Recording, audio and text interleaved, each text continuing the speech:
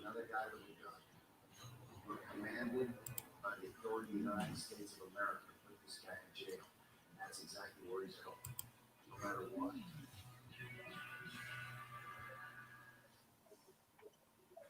This holiday at T-Mobile, get an iPhone 12 with 5G on us on every single plan. Switch now and save 20% in your bill versus the other guys. That's right, iPhone 12 on us. It's time to holiday on with T-Mobile. We're not sure how much longer your home will double as a classroom or an office, but we do know how you can add energy efficiency to your comfort zone. See all the ways we can help make your home more comfortable and your energy costs more affordable at ngrid.com/comfort zone.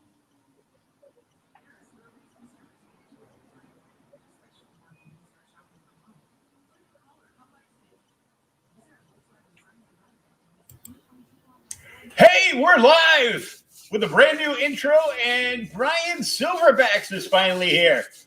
I usually see you Monday night with Joey, and I pop in and throw in my my 2 cents. Is 2.5 maybe sometimes. But yeah, I've slowed down the amount of live streams that I do only because I don't have a lot of coloring work that I'm working on, and that typically lends itself well for me sitting down here with this workstation and being able to do live.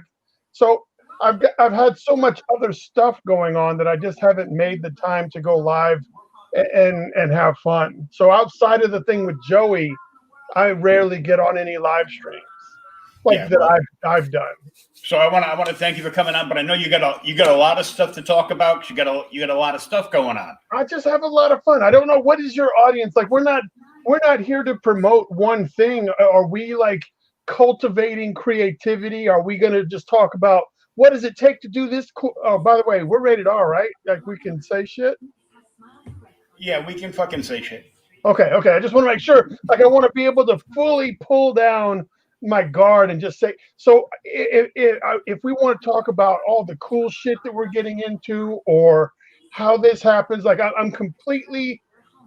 Now that I don't do my own streams, I feel like I really just want to be so open to anybody that has questions about, hey man, how did this happen? Or how can I do this? Or that type of stuff. I like doing that. And that's probably the main thing that I miss about doing the stream. So I don't want to limit this to tell me more about Star Bastard and Loggerhead. Like I'll talk about whatever we go, but I don't want us to be pigeonholed to, we can't talk about that. We got to talk about this book that's coming out next week. Oh, no. But I do have a book coming out next week. So pop that up. Let's take a look at this. Boom. There it is. So that's the cover A. And the WrestleMania looking cover is cover B. Yeah, I like the WrestleMania cover. Yeah, it's like an old VHS box. Yeah, I still have some of them. So that comes out Wednesday, as far as I know.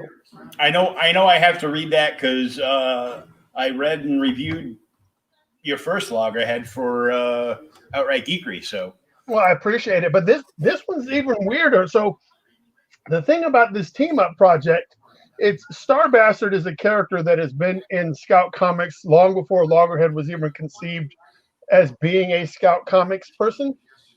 And after I had done the first Loggerhead Bloody Bayou, I reached out to Andrew, who created Star Bastard, and said, hey, maybe one day we should have like a crossover between our characters and stuff. In my head, I was thinking that Loggerhead was going to be so impactful and so well received, and nothing of COVID had happened at the point. Like there was no, so Loggerhead, the comic book, is very affected by the COVID stuff. The Diamond order was all messed up during the time that we could order Loggerhead. Diamond stopped shipping, and Diamond did this, and then comic book shops started closing. And that all happened during the period where you could pre-order Loggerhead through Diamond.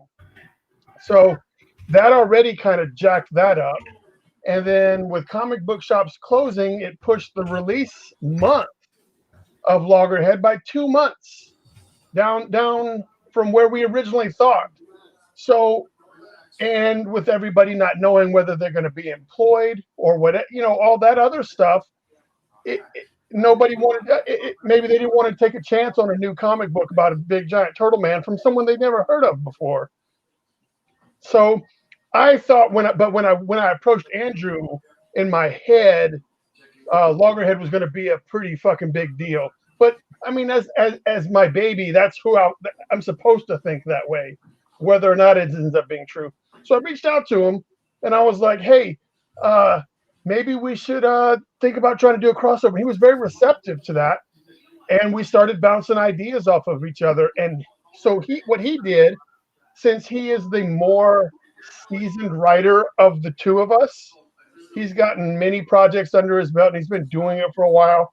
And that's kind of what he does. He wrote this Loggerhead Star Bastard team up.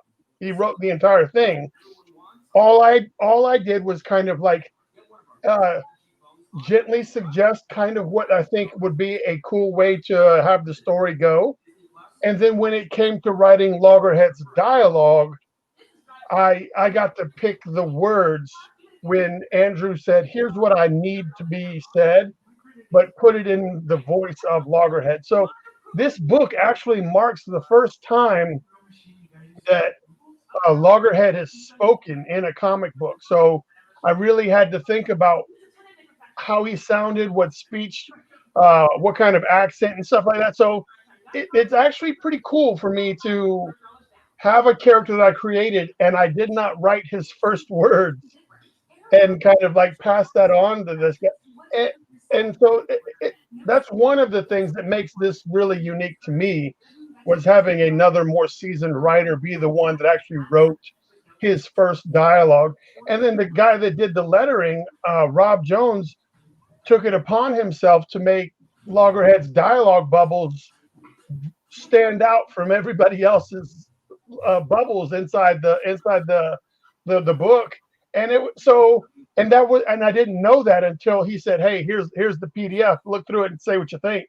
And I was like, oh man, that's awesome. I would have never, had I lettered it myself, I probably just would have thrown a speech bubble and done it like everybody else's, but that's not how it was handled in this book. And I was very pleasantly surprised. So it's all fun, man. Well, it's good to see another one. I've seen your post with the 3D modeling of your Loggerhead action figure, and yeah, I'm still waiting. Like, so I paid the guy. I found him on Instagram, a guy that does 3D modeling. I think it's Ziggs 3D Printing is his name on Instagram, and he charges, I think, $150 or $175, and he'll take like your 2D drawing. So if you like sent this to him and said, hey, can you make me a 3D model of this? He charges you the $150 or whatever, and in a couple of weeks, he'll send you the 3D model, and you can get that printed by anybody that does 3D modeling. So that's how I got the first model done. I don't physically have one in front of me because he said he had mailed it, but that doesn't seem to be coming nearly as fast as the file. So he may not have sent it, or maybe he's in another country. I wasn't, made aware of that. So I sent the file to a couple of other people that I work with, and they have 3D printers. So they're supposed to be printing up some, and then eventually I'll have some in the mail. But it's cool to look at. I want to be able to hold it up to the camera and be like, yo, like, this isn't Wolverine, this is Loggerhead. Oh yeah, I got a Wolverine too. Yeah, these are awesome. I got Wolverine, Incredible Hulk. These are like old Christmas ornaments or something. Oh yeah. I don't know why they're up here, but they are. I got a whole bunch of stuff laying around because I'm like digging through boxes and everything now. And well, yeah, for you, they're got shit everywhere. Every box, it's gonna be like Christmas. At Christmas, you're just gonna get to go, oh, I forgot I had this. Yeah, but I was bummed because back in like '99, I bought a whole like a full box of all 4 previews exclusives of like the offspring of the Marvel universe. All right. So it was like New Warrior.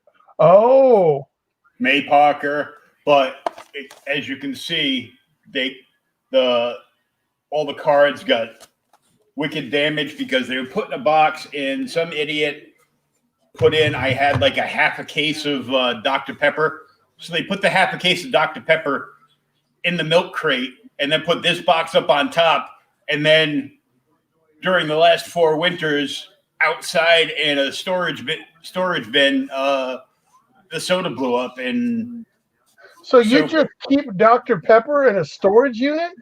I was in a coma. I had nothing to do with it. Dr. Pepper was next to my computer. I landed in I died and I landed in a coma. They put me in a medical coma. Now that's a very unique experience. You say you died? Mm-hmm. Now, This Stinger, that's Wasp and Yellow Jacket's daughter. yeah, she's got some thighs on her. Oh yeah, ain't nothing wrong with that. Now, when you die, like, you write comic books, right? No. Or you write stories? Do you do any kind of writing? Yeah, I used to, and then I got a camera, and I said, well, screw that. I hate typing. Yeah, but what about? Do you think that maybe anything that you experienced when you were clinically dead, was there anything there that you think would make a cool transition into like some sort of graphic story? Yeah, I was actually thinking about that, but because I can only imagine. I've never really spoken to anybody. Now, what's that one's name? That is American Dream. Oh, I've never spoken to anybody that has experienced clinical death before, and you see it in movies, and you see it at Wild Thing. Is that Wolverine? Yep, that's Wolverine's daughter. Yeah. So Riot X-23. So what happened was, I was feeling like crap. Like 1 second, I was sweating balls, and the next second, my teeth were chattering when I had teeth, and I had to leave work. I was like passing out on my feet, and I had to leave work, and I drove to my babysitters, picked up my daughter, went home, figured I just needed to sleep, and then it just started getting worse and worse.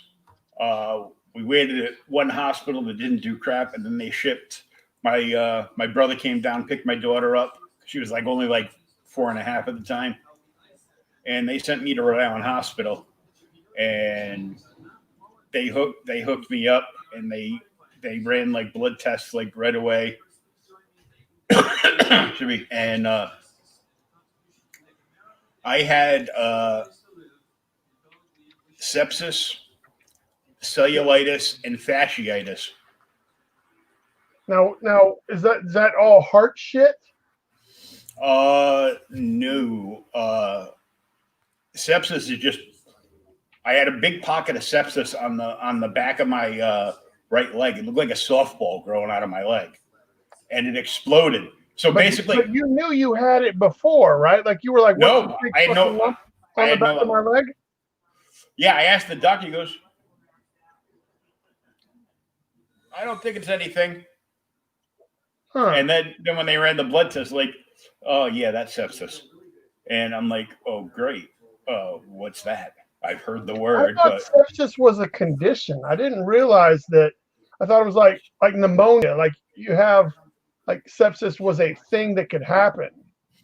It is blood poisoning. So I should be dead 3 different ways. So what happened was while they were operating on me doing the fasciotomy. Fasciotomy, that sounds intense. Yeah, they cut out a chunk of my leg. All right. And they had to do that because everything was poisoned down there. That's where the ball of sepsis. The sepsis exploded and shot through my body. They ended up pulling all but my wisdom teeth out. Damn them. And now, what was it? Did they tell you why they needed to pull your teeth out? Because your leg exploded? No, because I was dead. But I don't think that's common practice to pull dead people's teeth out. Well, what happened was they lost me on the table for a good 45 seconds. Mm-hmm. And then they had to put me into a medical coma. I mean, they had to put me into a medical coma because all of my vital organs ceased. Okay. And now your clinical death was a result of the blood poisoning. Yeah, of everything. And it didn't help that I was almost 600 pounds at the time. So, hypertension, high blood pressure, didn't help. And what happened was they did like 4 blood transfusions on me. And then the stuff kept, I'd be okay for a little while. And then they do the test like every hour. And then they're like, the poison's back in his system. So they figured some of the bad shit was hiding in the gum line.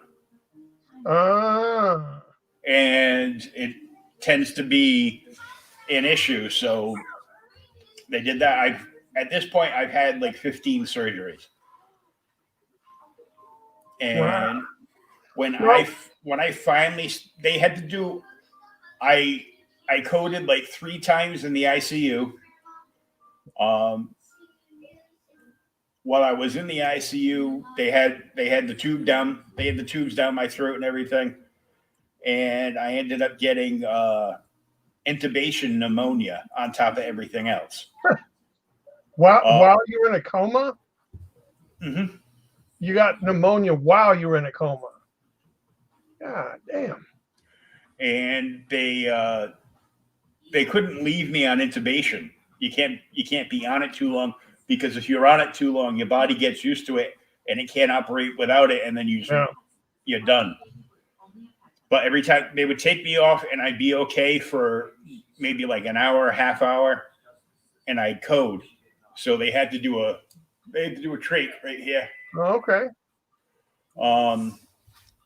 But because of all the pain I was in, I was on, when I started to come out of it, I couldn't talk or anything. For probably about a week and a half. But they had me on a double morphine drip. So I'm guessing you don't remember much of that shit then. Sadly, I do, and it still scares the fuck out of me. I've got from everything that happened in the hospital, and that was like a good 3 months from them putting me into the coma till coming out of it before they sent me to rehab, and I was in a rehab hospital for almost 2 years. It was pretty messed up. Every once in a while, just like some stuff comes back, and I've got PTSD from all that shit that happened in the hospital. And some people do well on that pain drug, and other people do not. I do not. I spent the entire time hallucinating.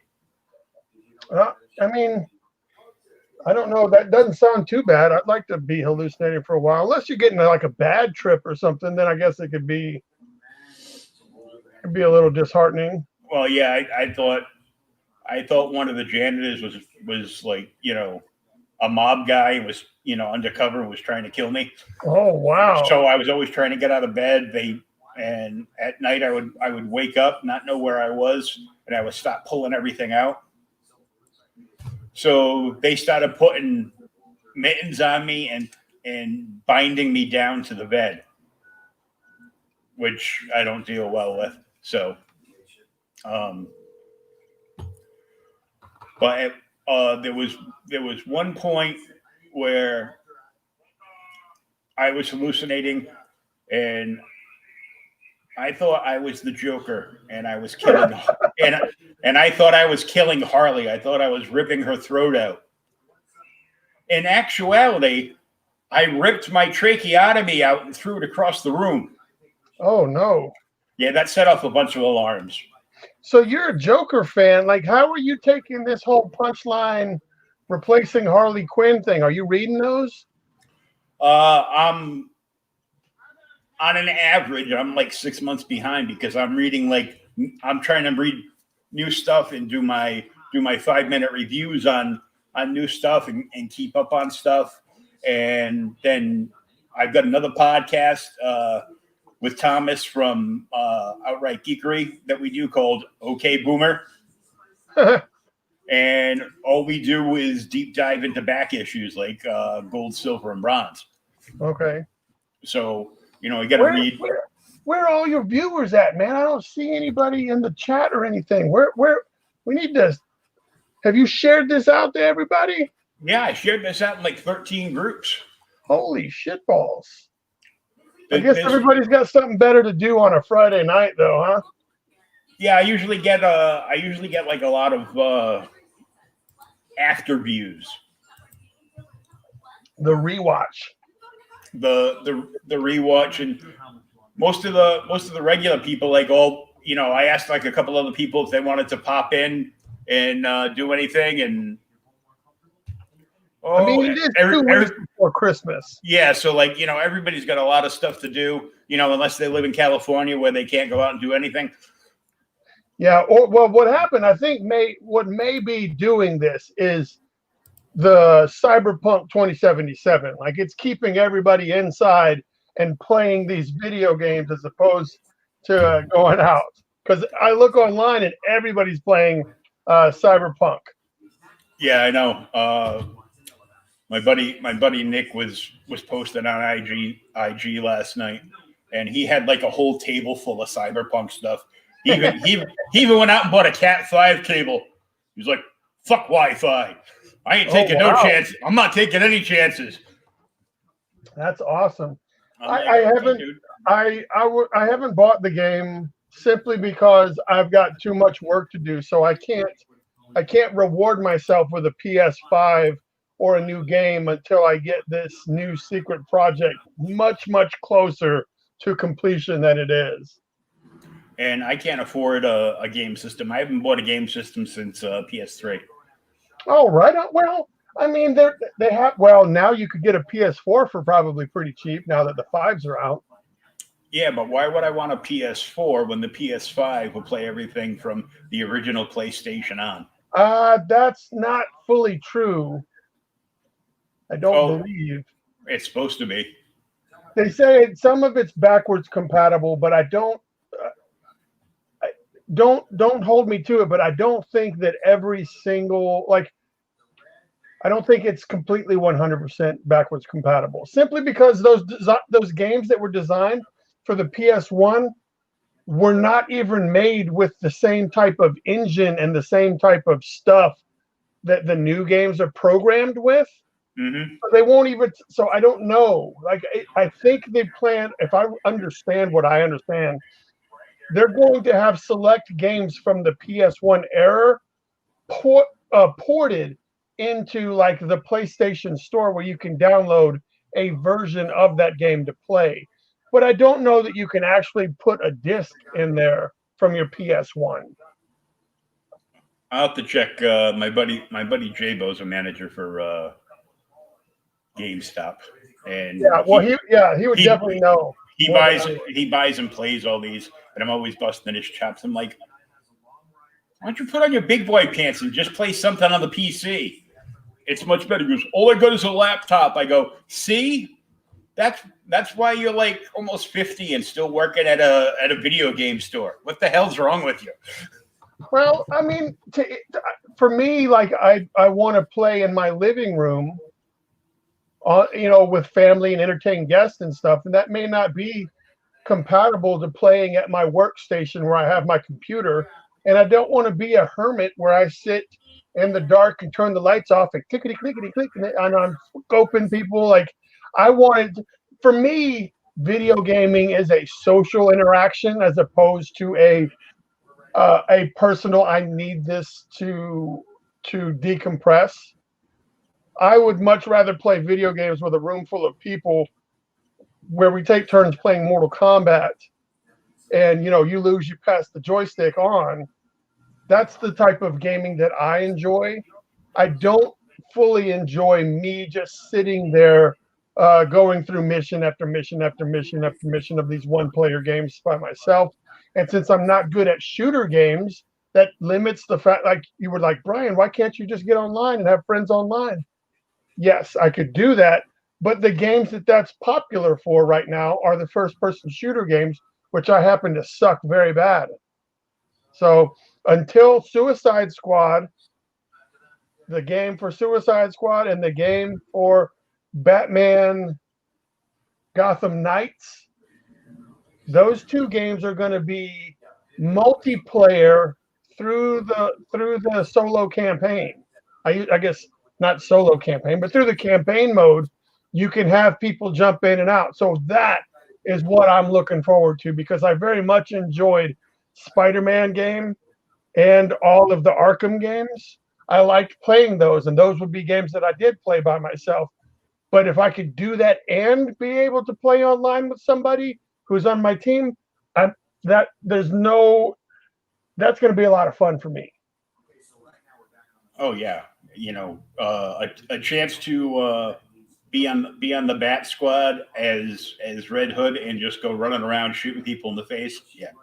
Yeah, and those games are very, very fun. I don't know if you've played them, but oh yeah, I played all the Arkham games, and I bought the big $100 box set for the first one with the Batarang and everything in it. Yeah, I love those. So the fight dynamic, the story, the cut scenes, everything about those games is very, very fun.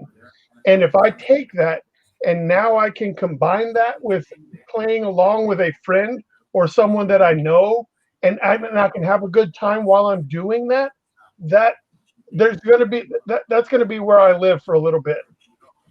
And hey, Court of Owls. Yeah, well, I only know the Court of Owls. Like I've stopped reading comics long ago, but I am familiar that a lot of Batman people really do hold the Court of Owls in a very special place. Like there's a lot of good storytelling that involves that group and that organization. And although I'm not familiar with it through reading, I have seen enough summaries and storyline cliff note stuff to realize that it's going to be fun to have them in a game.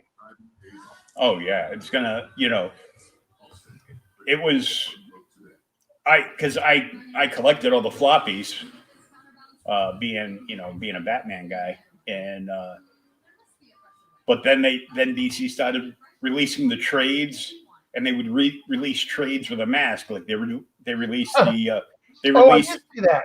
They released the worst version of Joker they ever did, where he cut his own face off. Now, why did you not like that? Aesthetically, I just didn't like it. Yeah. Like aesthetically, you didn't like it, or you didn't like the character? I didn't like how the character ran, and I didn't like, how it was aesthetically too. It didn't seem. I mean, I've seen all kinds of, versions of the Joker, and now we've seen even more with, all the Jeff Lemire stuff this year. But that just didn't fall right for me. Have you read the Three Jokers? The story that just came out? I haven't read it yet. I highly suggest that a Joker fan such as yourself. Now, I haven't read it either. I watched a summary on YouTube that basically, I found that there's a channel called Variant Comics, I think it's called. Yep. And he basically reads you the comic book panel for panel. And I'm just like, that works for me because I have so much difficulty reading. I get to look at the pictures and have somebody read the words to me. So whenever he does like a comprehensive, here's how the story is, that's the way I like to digest. And when I watched that in regards to the Three Jokers, it seemed like it's a very interesting story. There's another site too that does like stories, like entire arcs. Oh, that's Comics Explained. Yeah, that's that guy. I can't believe how much information the Comics Explained guy has in his head. that guy, when he does his breakdowns and stuff of stories and comic books, it's just so much information that I would have forgotten a third of what he's already said. Like a lot of the ones that I've watched, like I watched the World War Hulk one. Yep. Because I've read it like 10 times myself. And last week, there's a few World War Hulk tie-ins that I actually missed. And I just got one, which was the What If #1. And it was the World War Hulk tie-in, and it was the first appearance of Hulk's son, Scar. Uh-huh. So I just got that in the mail like this week. So I was excited for that. I was like, more Hulk stuff. And I've got I bought one of the Diamond Retailer thank you editions of World War Hulk, the black and white cover. Okay. And I can't get to it right now because everything's buried. But, it's signed like 5 times. Oh, really? And that's beginning of the year. That's getting sent out to CBCS, and that's going up. That's going to go up on my wall on a slab stand. The CBCS, and it's already been signed 5 times. You're not going to be able to get a yellow label. You're going to have to send it through verification. Is that what you're going to do? Yeah.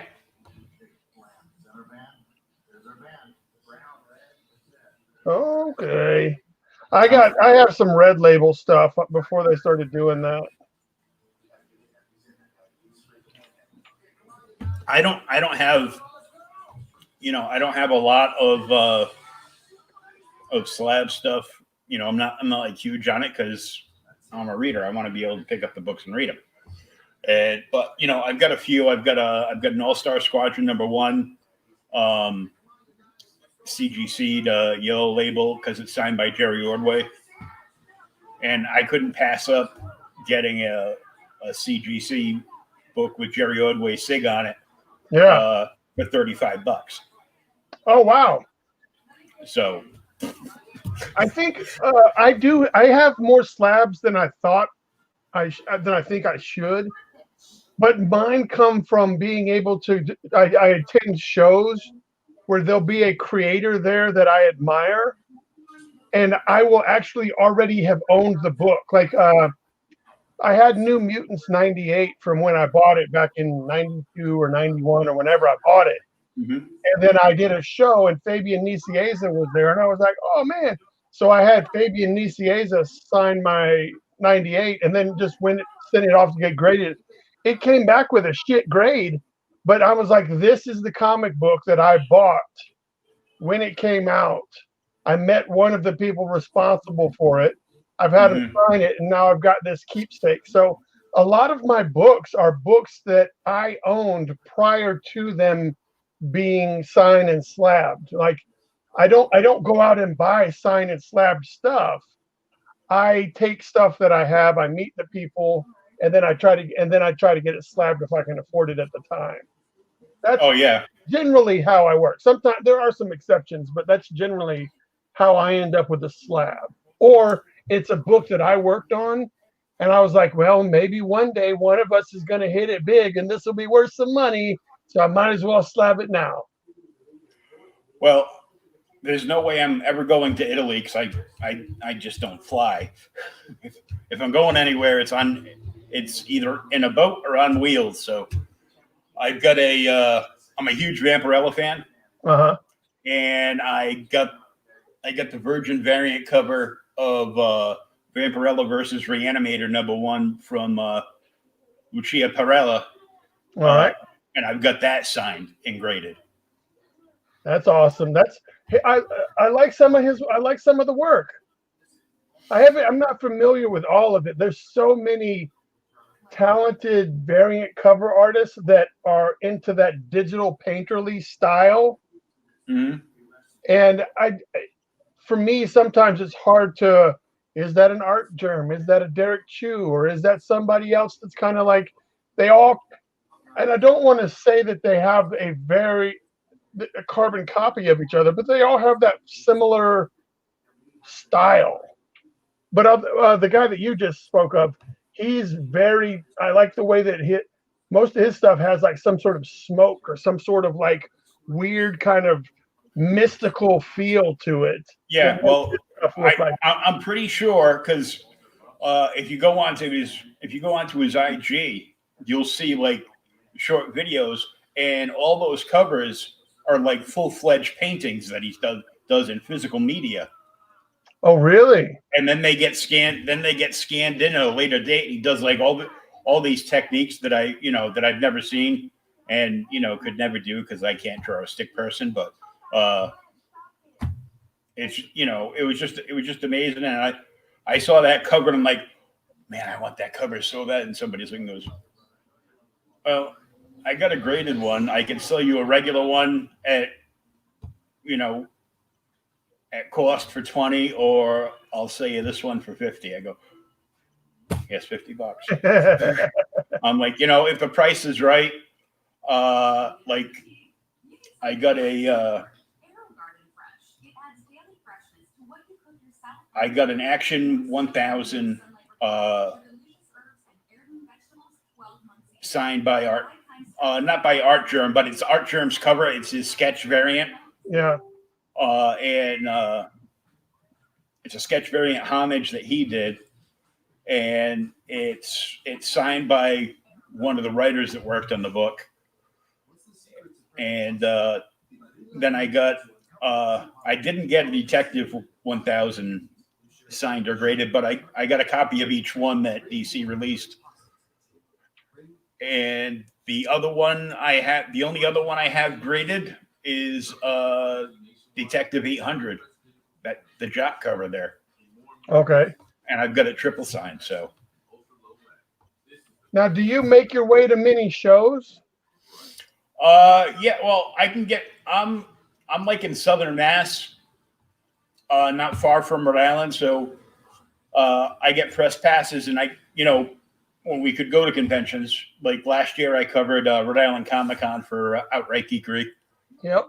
So there's like there's shows in Mass I can go to. I can go to Boston Comic-Con, or it's Boston Fan Fest now because they're like, screw the comics, we'll make all our money off of celebrities and push the comics well, I think to the back. part of that is also they have to the guy Comic-Con International or something has sued the other conventions, so they can't use the word Comic-Con in their title anymore.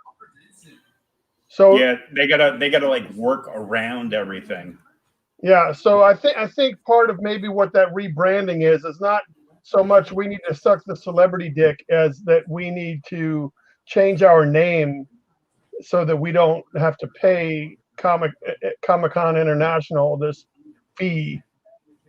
Yeah, But so you do get out to shows. Is that where you get your book signed and stuff? I mean, yeah. When you cover a show, do you come there? Are you one of those guys that wheels in a short box and like, I got to go get all this stuff done? No, but I'll bring a backpack with a couple portfolios. Yeah. So last November, I had a blast because I got to meet one of my childhood comic book heroes, and he was in a good mood. I hung out and shot the shit, talking the world of comics and other things with Neil Adams for a good close to an hour. Oh, right on. And I hung out for quite a while talking to Graham Nolan, and then some dude that was dressed as his iteration, the original version of Bane, came walking by in costume and asked Graham to take a picture. And this dude was like 7'2". So he was Bane, and Graham works out all the time, so he's all jacked, and he's standing next to Bane. He just looks like a little person. That's awesome. I get to sit down and talk with Bill McKay for a while. Mm-hmm. Tom Mandrake. I think his name's Christopher Priestley. He's writing The Vengeance of Vampirella for Dynamite. Who else was there? Oh, Mike Grell. Bunch of indie guys were there. Cartoonists. I hang out on the comic book floor. I don't go up to go around the celebrities. They had like some down on that floor, like, over in the corner, there were like the lines to buy, your overpriced tickets to, lose a paycheck to get an autograph and a picture. Yeah. And I'm like, no. But there's some like some of the wrestlers know me from various shows and stuff that I've covered in the past. 'Cause I used to cover a lot more, before I was in the chair. Last year, are you wheelchair bound now? Is that what you're saying? I can stand. I can like walk short distances with a walker, Mm-hmm. but I can't like stand and walk by myself. Okay. Now, when do you have like a hover round or do you have like a wheelchair? I have both. Last year, I was in a manual wheelchair covering Rhode Island Comic-Con. Did you have big arms by the time you were done? Well, this gives me the big arms. It's a lonely night. You're a switch hitter. Sometimes you got to sit on your hand so it feels like somebody else. But I got the electric motorized wheelchair, but by the time they got me this, like 2 days later, they were like, COVID, we're locked down. Nobody leave their house. Oh, so you haven't got to break it in yet. So I haven't, I've gone out to doctor's appointments now, which is, convention wise, you haven't got a chance to sit down and cruise Artist Alley. Oh no, I haven't been able to do that because last year I'd be like, excuse me, and people would like cut in front of me, stop and start texting. Oh yeah, and then get mad when I like ran into their shins. Yeah. Well, I don't want to get into it, man.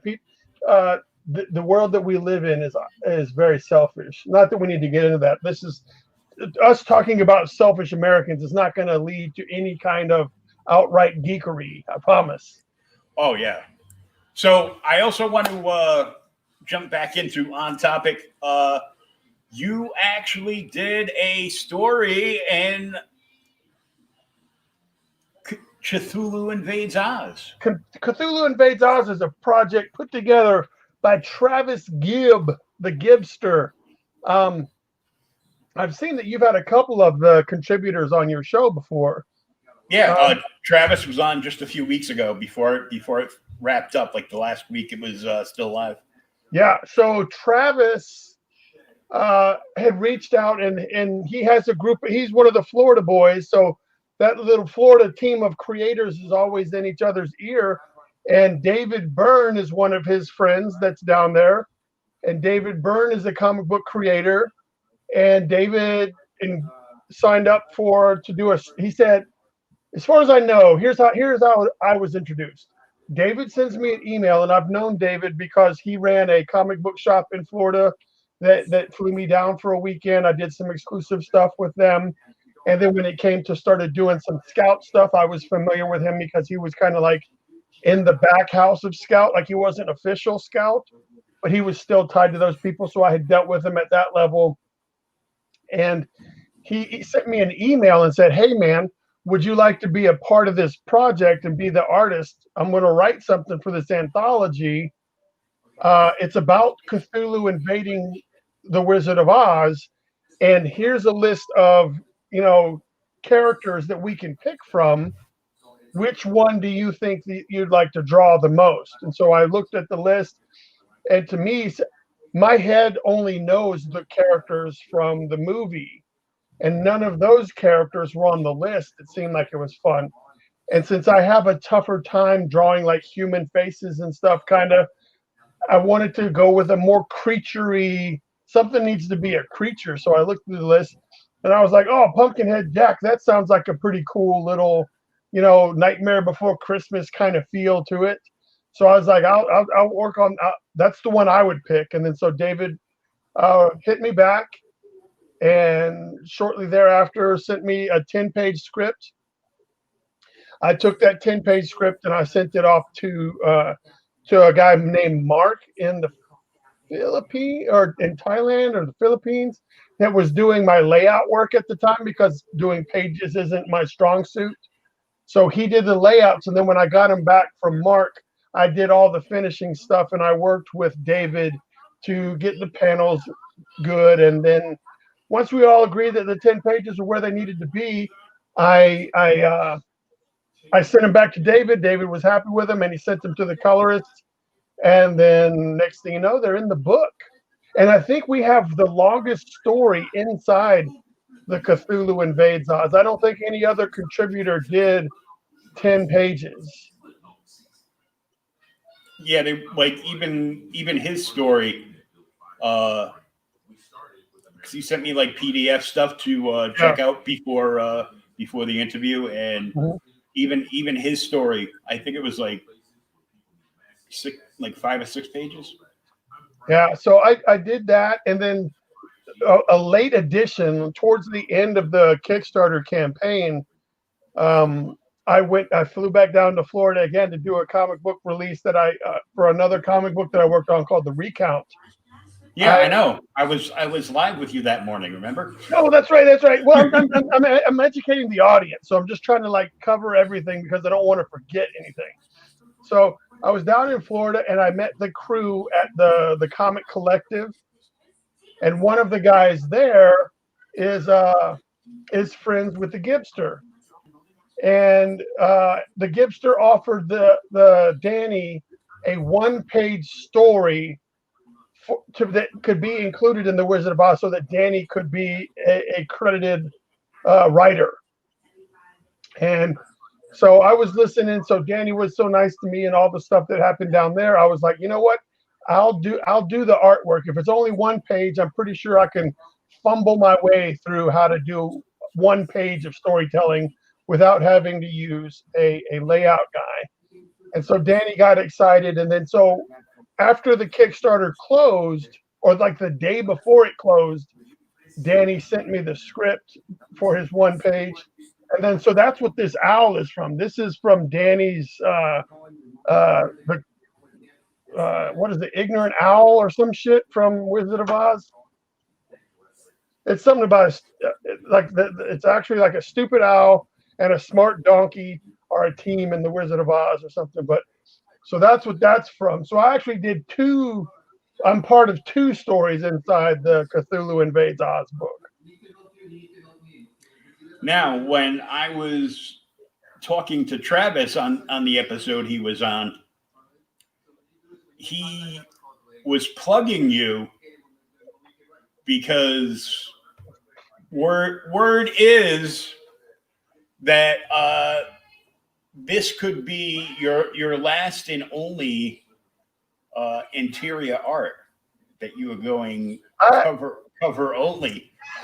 Well, that's only because I realized that I'm not good at it. So with that being said, so the interiors of this book, you can see there's 3 names right there. So one of them, the last one is Dawson.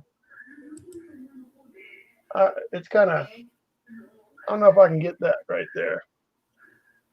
There we go. So Bryan Dawson is the guy that I tagged to do the layouts for this book, but he did much more than layouts. Like his layouts were almost to the point they were pencils, not quite, but they were very, very detailed. So that's why if you look like in this book, instead of just giving him a layout credit, I credit him and myself for just being the artist. So let's see, where is it? Right here. I'm trying to get it. So we're just like co-artists on the book. So I did the inking. I did all of the finished inks and everything in the book. And then I also did the coloring. Yeah, it looks great. But so this is technical, but yeah, I'm not doing interior. So the next Loggerhead book that's currently being done, called Loggerhead Cold Blood, I didn't even write it. And I'm not even drawing it. I'm not even doing it. I might as well not even be here. So the next Loggerhead book is called Loggerhead Cold Blood. And it's written by Jonathan Hedrick from the recount. And then I got a new person because Bryan is unavailable at the moment to take new projects and work with us. So I found another artist that I'm working with, Ram Silva, and he is actually doing the interior for the artwork for the Loggerhead Cold Blood, and then I will also color it. Oh, cool. Yeah, but are you gonna do a variant cover for the book of the character you created? I will. It won't even be a variant. I'm doing the cover. You're doing the main. I will do all the covers. I don't need to pay someone to do something I already do. So even I did 4 covers for the Star Bastard Loggerhead team up, and I drew all 4 of them. They were just different versions.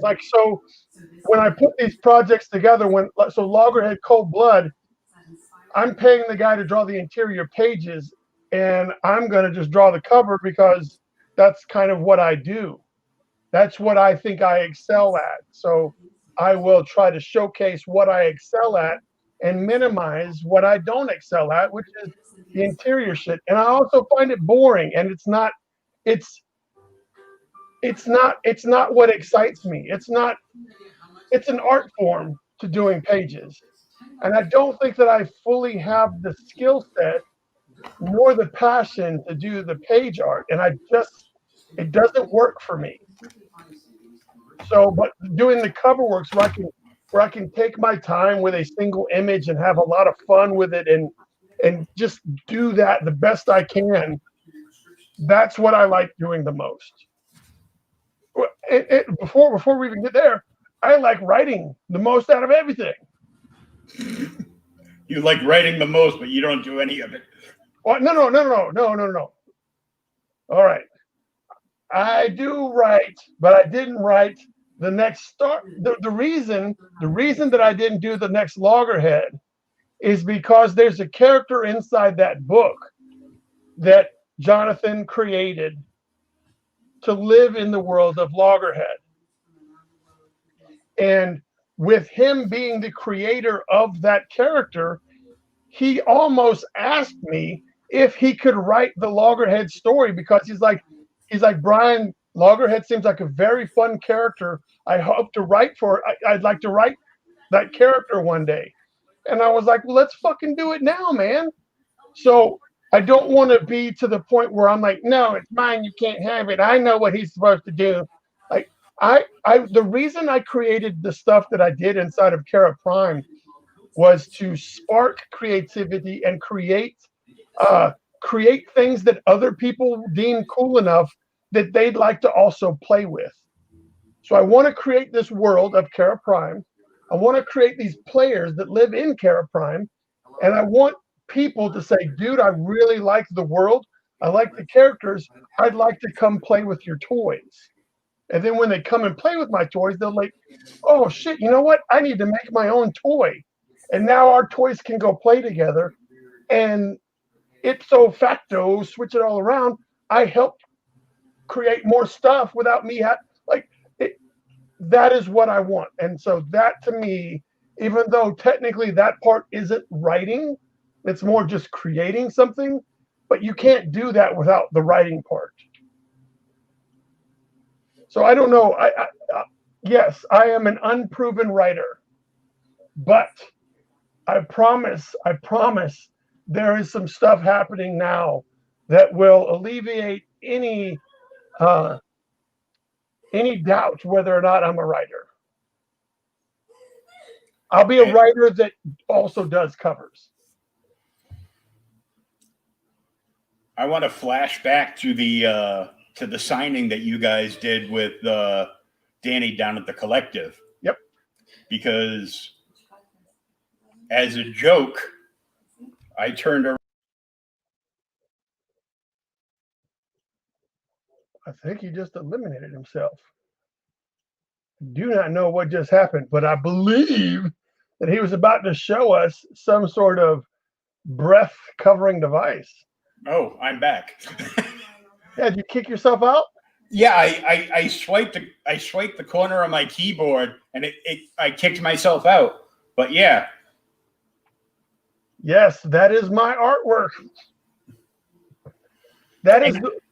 And I didn't even know it was your artwork. I go, this kind of looks like Bryan's cover from Recount. So I'll just wear it as a joke because I know they're all going to be wearing masks at the store. Yeah. Like, dude, that's my artwork on your face. I go, well, it looks better than my face. So yeah, the thing behind that, so I did 30 designs for that company, SA Fishing Company. mm-hmm. And I was given a list of, I want you to make masks that look like these people, but are close enough to where we won't get sued by the IP holders. So that one is obviously the Joker. And if you look, I tried to, the little blue triangles are from the Joaquin Phoenix Joker. So that's why those little blue triangles are there. So I tried my best to kind of give it the Joaquin Phoenix paint job, but more of the cartoon Joker smile with the millions of teeth. And the blood all over his face, yeah. Yeah. So I did that was fun. And that seems to be one of the more popular of the ones that I did. They don't even have some of the ones I did on the website. So I did that one, and the Jason Voorhees one is kind of popular. Well, they had I think it was, I'm not sure whether it was SA or one of the other companies had ones that were ipso facto, we don't want to get sued, but they did like, a Venomish one. I did a Venom one too, but mine had a forked tongue, so that way it would be different. So it has like this tongue that comes out, but it ends in a fork. And I was like, all right, well, it's obviously not Venom because Venom doesn't have a forked tongue, so we're free and clear. Yeah, until Donny Cates steals that idea too. Oh, I'm sure. So I take it by the way that your tone went that you're not a Donny Cates fan. Now, but you say that you don't read current comic books. So is it Donny Cates' politics or his arrogant attitude that has put you off? Because it doesn't sound like you would have read anything that he did. No, I actually have. I was angry at myself because I enjoyed crossover. Oh, now, so your dislike for Donny Cates is so bad that you feel guilty when you like something that he did. Well, I don't like his attitude, and I try to keep all the politics out of it. I just want to talk about the comic, and if it's a good story, it's a good story. So you don't like him as a person, or you don't like him as a writer? I wasn't like completely thrilled, with all the crap he did with, the whole cosmic Ghost Rider thing. And now, why not? Why not? Because that shit was fire. Look, it was so ludicrous. What he does, he does like insane stuff. Yeah. That goes, we should never do this. Let's do this. And no, but hear me out. All right. So Donny Cates is doing shit right now in the Marvel comics that is just so outlandish, right? Making mashups and characters, and Silver Surfer's evil, and Thor has Silver Surfer has the hammer. All kinds of crazy shit that you never thought you would see, correct? And you're not willing to accept that because it's not what you grew up with. But comic books as a physical medium have been taking a dive because they continuously do the same shit over and over and over and get mad when it's not paying off. Oh my gosh, this title's failing. Let's give him a new outfit and let's make him a girl. All right, let's give this person a new outfit and we'll make them gay. So they keep doing all of these things instead of saying, well, why don't we just write the craziest shit we can and see what happens? So I think what in my head, as a creative individual, I hope, Donnie sees how boring and mundane some of the cut and paste stories of comic books are. And he's like, in his dream world, this is how I pictured it. This is this weird, trippy shit that I created in my head. And then when he tells Marvel, hey, Marvel, I've got this weird, trippy shit I'm about to do. And Marvel is struggling to come up with new shit and keep readers. They're like, you know what? We'll give it a shot. And if the people buy it, we'll continue to go with it.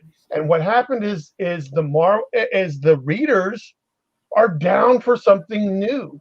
So I think people like yourself and people that have been collecting for a long period of time may be like, that's not the way we do things around here. Like, this isn't the comic books I grew up with. And so that these writings aren't geared for you. These writers are geared for people that have just now gotten into comic books, and they don't have that, well, this is the way it used to be done idea. It's much for me, it's just like wrestling. I really liked the Attitude Era. And when I watch the shit that the WWE is putting on now, it does nothing but infuriate me because it is terrible, terrible, terrible wrestling programming.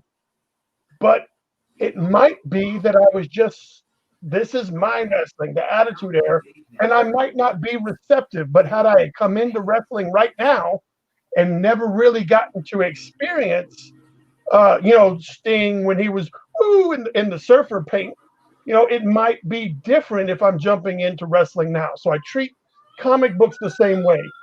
This Donny Cates and that style of stuff that he's doing is not geared for people that are seeing characters that they've admired and grown up with doing shit that they know would have never been done in the past. And that's probably why you read the crossover where you don't have any preconceived notion of any of these characters, because you don't have an attachment to what they were before he was writing them. So you like this story that Donnie has created because you're not going into it with an attitude, well, that's not how the comic store owner was when I was growing up. So maybe that's the way I process it in my head. Well, I was one of the comic store managers, and I was, when I tell you I was a clone of the Simpsons comic book store guy. Oh, fuck, I was, yeah. What an asshole. But what I don't know how to word it the right way. Yep. But he found a formula that works for him. So when he goes from title to title, he does a similar formula structure-wise to that character or book, and it works. Like, I don't see why that would suck. Like, why you would have a disdain for him, because the way you word that is he finds what works and then he just does it with a different set of characters. Motherfucker, that is how everything is done.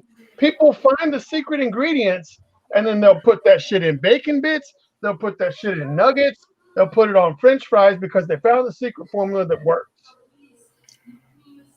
This was my issue, and what irks me with the two is the two have one character on each side. DC, it's friggin' Harley Quinn. Marvel, it's fucking Venom. All right.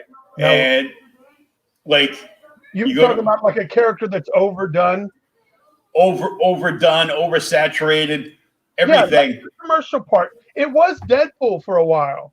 Yeah, it was, and then that, I think they oversaturated him so much. It's like, oh yeah, cool, it's Deadpool. Flip through, put it back on the shelf.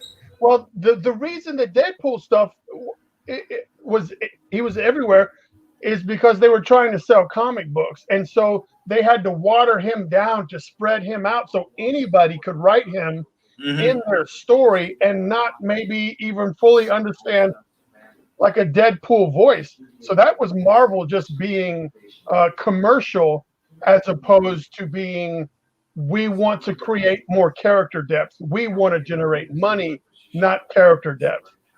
So that's their fault for letting that happen. And that's the same thing. We can Venomize everything and get all this extra money because not only do they like Daredevil, but a Venomized Daredevil. Let's do that. And then they do this. So you have to pull back. It makes it harder to find stories that deal with that character that aren't generated simply to generate money. Yeah. Well, I mean, I like Venom as a character, and my favorite my favorite Venom arc was actually Agent Venom. Okay, that was the Flash Thompson stuff. That wasn't even Eddie Brock. Nope. I like that because Flash got his legs blown off and symbiote like went on to him, and he went like all super soldier. Like he was like a mix of Venom, Steve Rogers, and Frank Castle. I mean, he had like a War Machine suit, like the way that it got onto him. But so I think what Marvel is having a tough time doing is balancing monetizing the commercial to the non-comic book public, just the people that like the movies and I want to be cool, so I need to get that Deadpool comic and not ever read it. Like they're having a tough time separating that from the people that enjoy the character of Wade Wilson or Eddie Brock or Flash Thompson or Harleen Quinzel. They're having a tough time. And you, as the consumer, you like this part. This part generates a lot more money. So this part is much smaller. And you have to find that needle in a haystack of Deadpool stuff or Harley stuff because there's so much of it out there. But there's somebody involved, I promise you, that still enjoys creating and writing for those characters. But you have to wade through so much that you give up trying to look. Like, yeah. Another fucking Deadpool guest appearance. Good grief. Another fucking Venomized character. Oh, Venom's got a dad now. So Marvel has allowed the characters to get beat to death to where if you did have an attachment to that character, you almost want to distance yourself because now you feel like a bandwagon bastard. Yeah, and it's just oversaturation, and then you get like the kids that I was like 17, 18 when Venom first came on the scene. Yeah, Spider-Man 300 or 300, yeah, and but there's these other kids that were little kids like 5, 6, 7 years old that grew up on Venom, and that's their comic book god is Venom. And Donnie came around and he did this crazy thing and he got popular, and all the Venomites were like, Donnie Cates, ooh. And I'm like, and I thought, I go, yeah, he's good, but is he that good? I don't see it. He's creating shit that didn't fucking exist, whereas everybody else that was writing is trying to figure out a new spin on this, or let's retcon some of this, or not only is he's taken the world that we already knew.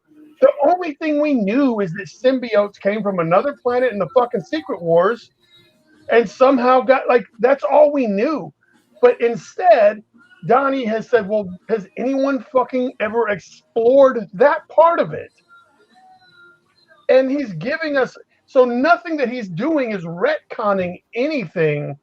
He's simply adding to stuff. And so he's not, I don't know. He's making something where there was nothing. Well, I look at the Black King, and all I see is Elric. I don't know what that means. That's another character. I know you don't read a lot. Michael Moorcock's Elric. It's It's an older character. Elric was actually in a crossover 2 issues of Volume 1 of Conan with Marvel. I think like so you're 13 saying and 14. in physical appearance, that's what you think this character looks like. Yeah. But you have no idea what the character makeup of the character is. So you're simply basing this on visual, right? Yeah. All right. Well, then there could be more to it because. Oh, I'm sure there's more to it. The thing that he really pissed me off with. Remember the when they relaunched New Warriors the other year? I didn't know that they did that, but I'm familiar with the New Warriors. This wasn't those New Warriors. Oh. This was social justice alphabet people New Warriors. Okay. They had silly over the top names, and it was made up. It was team diversity. Okay. And when the comic book community said, "This is shit. We don't want to read this garbage." All right. Donnie jumped on social media and told everybody literally to go fuck themselves. That you have no right to say anything about anything. It's like, really? So the community that buys all your stuff, that buys books like, every Tuesday or Wednesday, has no right to express an opinion. And of course, within 12 hours, of course, he deleted that. But I've got a copy of it somewhere in a file. But so I understand what you're saying, but I'd like to believe, like in my mind, then don't buy the fucking comic book. Oh yeah, that doesn't. But it didn't sell, and it crashed and burned quickly. But that's fine. So, but for him, so his comment is not worded. The comment that you quoted to me was not eloquently done, and it may not have. But the message is clear. If you guys don't like it, then don't buy it. But you can't say whether or not something needs to be made, because I myself am not a gay Italian male, right? So if they make a character that has a gay Italian male as the lead, I'm probably not going to care too much about that because it doesn't deal with anything that I want that appeals to me. But I will not get online and say they shouldn't make a character that is gay Italian because nobody reads that shit. Because if I don't want to read it, then I shouldn't. I just won't purchase it. I don't need to put things down that weren't designed with me in mind, right? Because then I'm just adding to the problem by bitching about shit that it goes back for me. It goes back to the golden rule. If you don't have something to say, then don't say anything at all. Just go off and do what you're going to do.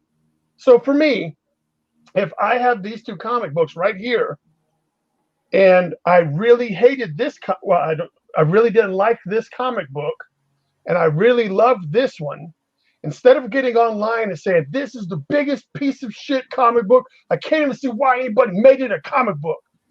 That's going to get more clicks than for me to post and say, I really loved this comic book and I really enjoyed the art. Which one of those videos is going to get more clicks? The one where I go off like a shithead and I put somebody down. But the one where I promote somebody and talk about things that I enjoy won't get the clicks. But that's the way that Bryan tries to conduct himself. And I think that more people should adopt the attitude of, instead of putting something down, let's talk about something that you do like. Let's talk about something that does make you happy instead of saying something that doesn't. We're clickbaiting each other. Everybody's so thirsty for attention that they're willing to sacrifice what they believe in their heart to be the right thing. simply so that their video can have more views than your video, and that their video can get them this more. Like the priorities are askew. Oh, In my most world. definitely. But I mean, who the Well- fuck am I? I'm just one dude, right? You're just one dude. Because there can't be more than one dude, right? Not yet, but if you believe in alternate realities and shit, I could be like 5 different dudes on 5 different realities. Yeah, well, One of them would bound to be cool.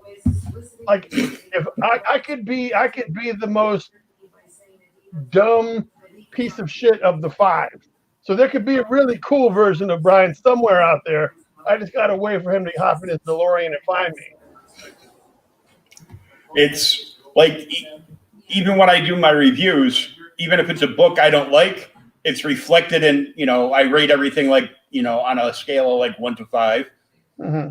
And, it'll be, but I don't, I've never, I think in like 5 years, I might have rated like one book at a 1.5. Well, I'm not, and that's where it gets confusing. If you have to provide criticism, then there is proper channels and proper ways to do that. For instance, like if a book scored a 1.5, then maybe don't review that book if you don't want it to come across like you're slamming it. You know what I'm saying? Just an idea like that. Or you list all the things that you had issue with, and then you end it with a positive note and say, all that aside, the cover art and the lettering were outstanding, but overall, I still have to give it a 1.5. When you phrase stuff that way, it leaves the impression that, oh, okay, well, there was some good stuff. But if you say, hey, the cover for this book is great, but fuck the art, fuck the writing, the lettering looks like shit, and we've already forgotten that you said the good thing at the beginning of the video. So if I was to ask you to review something and it was terrible, I would like for you to provide me all the examples of things that you did not like and close out your statement with something that you did find refreshing. And if you're going to put somebody's shit down, if you're going to slam somebody, and you know what good looks like if I say, you drew this owl, and you're like, Bryan, can you review it? Rather than say, you know what, man, that owl just looks like shit. Well, what do you think is wrong? I don't know. It just looks like shit. But if I were to say that, maybe the proportions of his feet are off, maybe the anatomy. If you can offer suggestions on the things that you say suck, do you know what I mean? Like if you can say, oh, the lettering sucked, or tell me why it sucked and what would have made it better. Don't just say it sucked. Tell me, the kerning is off, or I think you jammed too many words in a bubble, or I didn't like the font size. Instead of saying just this thing sucked, be able to criticize and give me feedback, even though you're being critical. You know what I mean? So if I can't offer somebody, like I try to do that anytime someone asks for my opinion or what I think. If I think something is less than what it should be, I will try my best to include ways that I feel could have improved whatever it was that I didn't like. And a lot of people don't do that. They just fuck this, they suck, blah, blah, blah, blah. Fucking tune in, like, click, subscribe, smash that like button. That's all they want to do. No, I always do is I always give some form of constructive criticism. Of course, it's my opinion, but I try to leave something on a positive note. Well, good. That's on everything, because I'm like, the worst comic book you've ever read in the world is still better than one that I could do. So no. Let's not do that, because we don't want to downplay yourself. But it's still a complete fucking finished comic book project. That is something worth noting. Whether it sucks or whether it was poorly written or poorly colored, whoever that creative team was put out a finished product. Where's your finished product? And I don't mean that to you personally, but I'm saying like in general, it is quite the accomplishment to have a finished comic book or a finished product of any kind. And for someone to donkey punch someone that has put in a lot, whether or not it's good, they have still put in a lot of time, effort, and hard work, whether or not the product is good. So I think what gets overshadowed is for independent stuff, not so much Marvel and DC, but on the independent scene, a lot of people want to just smash something because the art was subpar or whatever. But if it's a great story and the guy that put that together wasn't made out of fucking money, then maybe he couldn't hire Jim Lee to do his interior panels.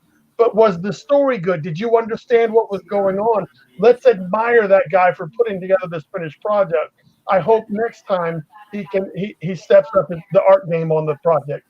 There's just better ways to say things and get things done. Oh, 100%. Yeah.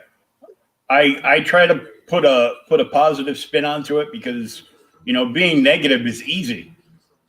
Yeah. That's why so many people are fucking doing it. So many people, the idea of the average human being on this planet is going to take the easiest route to wherever they need to be. And the easiest route to attention or the easiest thing to do is to put somebody else down instead of doing the work to make yourself shine. Stomping their feet and putting up a shitstorm to get the attention, and then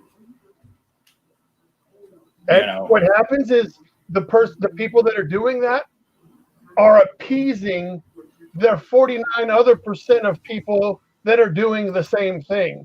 But the other half of us that recognize what's going on, we're like, that's just not how you're supposed to fucking do that. Stop being an asshole.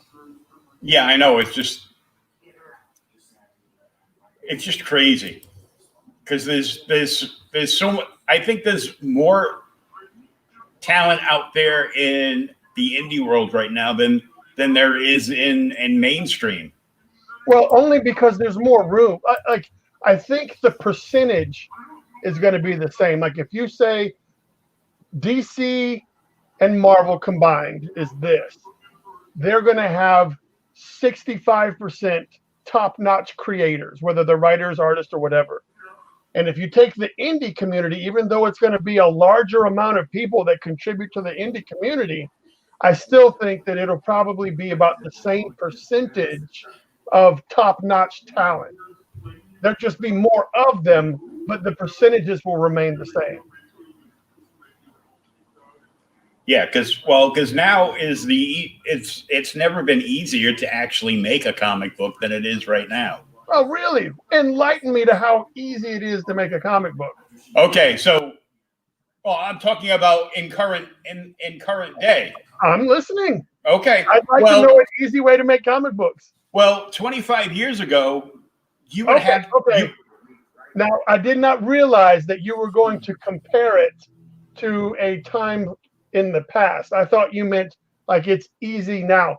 Compared to 1970, 1980, even 1990s, yes, with the advent of the internet and Facebook, it is way easier than in those times. But that does not take away how much effort is involved in putting one together. Oh, no, there is a shit ton of work involved, and that's just, attempting to put a project together before you even, indie-wise, before you even have to think about money. Well, not even just the money, but all the work that has to go in for all the crap you have to do, say on Kickstarter or Indiegogo to set up your campaign and get everything rolling. You just finished one. Yeah, and I'm going to have to be starting to set up a new one. Hold on one second. I just got tasked with a new cover project that I've never dealt with these people before, and I need to ask them for more source material so I can see more about this character. Okay, cool. I'll give our sponsor a shout out. So check out SpinWiz Comics at spinwizcomics.com. It is an absolutely free platform. You can download it both on Android and iOS. You can read all kinds of independent and web comics right there on the spot, and this is what it could look like on your device.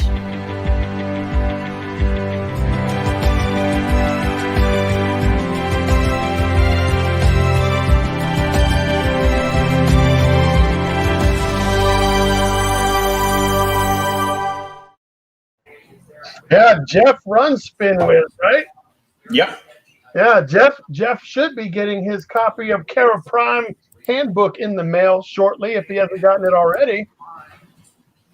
I haven't talked to him recently, but yeah, I was expecting to hear from him because he's got a year-end big giveaway PR for SpinWiz coming up. So right on. We're waiting to see how that goes, and I know your buddy Jonathan Hendrick has a whole bunch of books up on SpinWiz as well. I know that he has them on SpinWiz, but I'm not sure if it's which titles they are. I'm not sure if it's the Freak Show Night or the Capable, because I know Freak Show Princess is up there, and his superhero books. His superhero book, is that the Capable one? Yeah, the girl in the wheelchair. Mm-hmm. Because I know that he's launching. I think next week he's launching the Capable #3 Kickstarter. And I think that he already signed over Freak Show Night to Second Sight Publishing. So that's all I know, other than the stuff that he may or may not be doing with Kara Prime. I'm just saying, so Jonathan is my go-to guy for Kara Prime stuff now. So I created it on my own, but once I started communicating with Jonathan, I could see that maybe this is somebody I need I need a partner. Like I can't, some of this stuff I need a bounce off. I need someone to spitball with. I need another talented, driven individual. And so when I talk to him and everything, he seems all in on Kara Prime. And so the two of us will be cultivating more stories inside the world of Kara Prime, regardless of publisher or regardless of platform on which you'll be able to back and support them. When we come up with Kara Prime stories, Jonathan will be heavily involved in what we do to make that happen. So pretty soon, Kara Prime will consist of Bryan and Jonathan as a 100% unit, and then we're kind of like just making all this extra cool shit happen. That's the goal, and that's what we're like. He's currently writing a full story inside the world of Kara Prime with characters that have not been fully made aware. So he's writing that story, like we're writing that together. Like it was my kind of story, and then he added some stuff, and then so what we do is like he writes a couple of pages and then sends it to me, and then I add the jokes and shit, and then he goes back to writing, and then it comes back to me. So this is very much a joint writing venture that we're doing for this book about space, the final frontier. And him and I are also working together on a humongous undertaking that I am in charge of, where we will be presenting multiple stories using multiple characters from the handbook.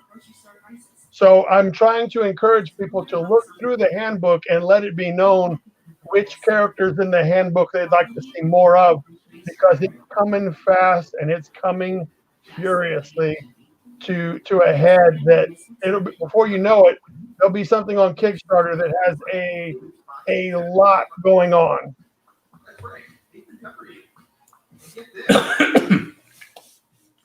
Possibly a team up of multiple characters in Kara Prime. Let's just say this, like in some of the most fun I think that I had when I was collecting comic books was Marvel Comics Presents. That type of stuff. Like multiple chapters of stories, and I did like that. I liked how I could pick up one issue and have, character A, the first couple of pages, and then maybe character B and C in the next couple, and close it out with another character that were completely unrelated stories.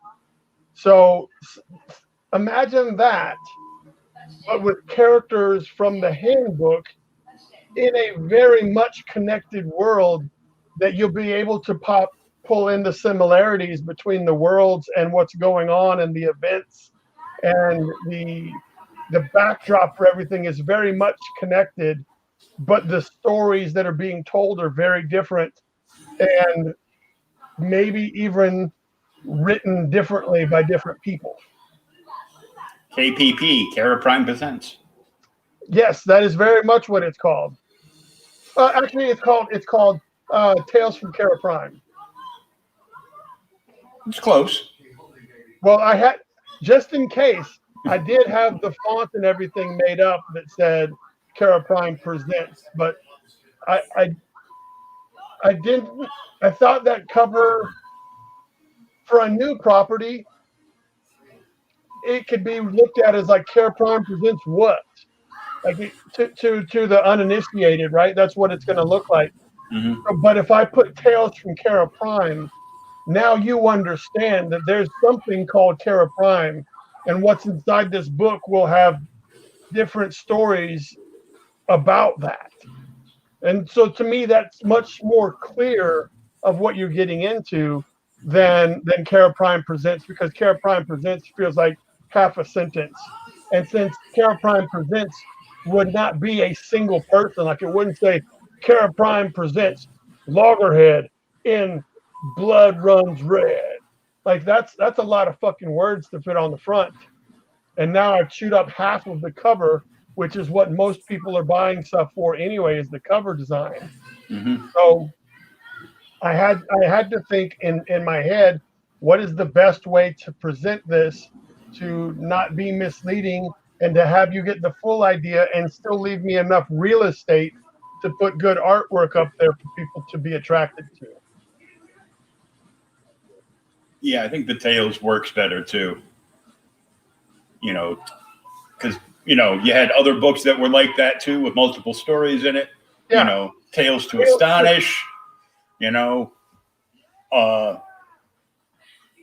But Pacific Comics had something like that too, with like their sci-fi stuff, with like the Wally Wood style stuff. And well, part of the reason that I wanted to, I set it up with this title is so that we don't have to worry about getting Apex number 1, Apex number 2, Apex number 3, and then we don't have to worry about getting Deadlift number 1, Deadlift number 2, because the ongoing title will be Kara Prime Presents.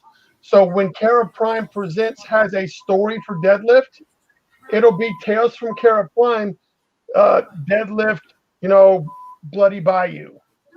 So it'll have the same header and the same information without starting a completely new line of comics for you to be like, well, now when are we going to get Deadlift number 2? Or when are we going to get Kerr number 1? It's all going to be, so the title to collect will be Tales from Kara Prime. And it'll just keep going. Well, featuring different characters. Yes. So the first thing that we're launching off the gate with to put this out into the universe is an anthology book. So this trade will have like 80 pages of story inside of it with multiple characters for you to get for the viewer or the reader to be like, all right, I kind of like this guy, I kind of like this guy, I kind of don't like that one so much. And then after that, when we go to the floppy issues, it'll be Tales from Kara Prime, and then this may just be one story, and then this one is all about Apex. You're like, all right, cool. And then the next one comes out, Tales from Terra Prime, and this one may be like 2 10-page stories in the same book. And then this one may be another book that has 3 5-page stories in it or something like that. And then because since it's such a small team and we're trying to maintain continuity between all of the stuff, that as we get projects finished, we'll have to set them aside and wait for them to fit with something else. So we'll be like, all right, well, we're going to release this one to Kickstarter. This one's got an apex and a deadlift tail. Let's put that in there. And then we're like, all right, cool. So we're creating all of these stories that don't necessarily follow the issue 1, issue 2, issue 3 format. We're just trying to create cool stories with these characters, regardless of how many pages or how long the run is or whatever. We're just trying to make shit interesting. It's probably a better format because you've got more flexibility to go in and out. You know, instead of keeping like one big huge story arc, you can make all these different short stories that some way intertwine with each other, but are their own. And I think that's be the fun part. I think that is what will be attractive about this. And another thing that it allows for is for Jonathan to be creating his own thing, me to be creating my own thing, and we can also be working on a third project together, and we can have a different artist that we tap for each one of the projects as long as they kind of are worthy of being in the book. Because if so-and-so's not available to do my artwork, well, this is a completely new character, so let's just bring in a new artist and work with this guy or this girl or this creator on this story.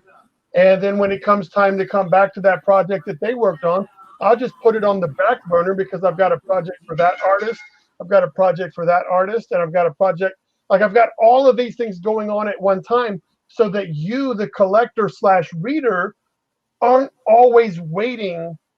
The wait time between getting new content is going to be decreased because we're following so many different characters and short stories and longer stories, and we've got this artist and that artist. So it's gonna always be some sort of something will always be at some stage of development, and the collector should not have enough time to forget about us in between. Like when you do a Kickstarter that's big like that, and it could be another year before you put together the follow-up Kickstarter, and someone can forget about you and what you're doing in that year.